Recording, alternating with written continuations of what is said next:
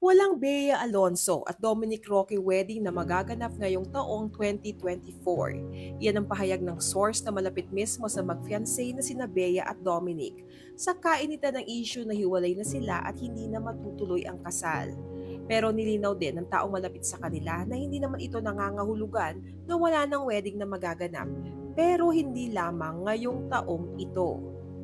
Mainit na pinag-uusapan ngayon ang paghihiwalay ng celebrity couple na sina Bea Alonso at Dominic Roque. Dahil hindi pa man naikakasal ang dalawa ay balitang hiwalay na sila. Maging sa YouTube channel ng talent manager at vlogger na si OG Diaz ay napag-usapan ang tungkol dito. Ani OG mayroon siyang reliable source ang nagsabing oo, totoong hiwalay na sina Dominic at Bea. Wala na sila. Kasi, sabi ng source, bago pa kayo mag-Korea, OG, wala na sila. Bilang kilalang showbiz insider si OG ay agad itong ikinalungkot ng Bea Dom fans.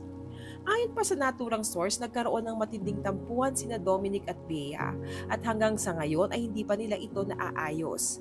Kaya nito mga latest social media post ng couple ay hindi sila nakikitang nagkakasama ulit makalipas ang Japan trip noong January 6. Hinubad na rin ni Bea ang engagement ring at hindi na rin siya spotted sa birthday ng mami ni Dom. Ang cold din ni Bea sa interviews nitong February 1 na kung pagbabasehan ang mga sagot niya sa press ay tila wala itong gana sagutin ang anumang tungkol sa kasal nila. Hindi rin umano ito mukhang excited. Wala siyang masabi kung sino-sino ang mga imbitadong artista. Giit pa ni Bea, wala pang plano. Diba dapat lalaki dapat nagpaplano? Nang tanungin naman kung anong plano nila ni Dominic sa paparating na Valentine's Day, sagot ulit ni Bea, wala pa rin talaga, parang taping day nga namin yun eh. Wala pa talaga kaya wala akong ma-share. Wala pa. Sorry, wala akong ma-share. Gayunpaman, iginiit ni Bea na ang pagpaplano sa kasal ay dapat na two-way relationship, hindi lang dapat lalaki ang nag-e-effort. We are pushing for equality, so equality means yung effort equal. Sa relationship namin, wala namang mas nag-e-effort at hindi nag-e-effort. Kapansin-bansing magkasalungat ang mga pahayag ni Bea at Dom. Sa interviews last week kay Dominic ay sinabi nitong busy siya sa mga wedding preparations.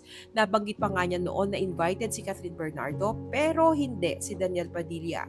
May detalye na rin si Dom kung sino-sino ang magiging bahagi ng kanyang entourage. Mga best friends ko in showbiz, usually naman sila Marco, sila Patrick, si Khalil. Samantala, si Bea naman ay very opposite ang sagot. Wala pa daw kahit anong detalye sa kasal nila.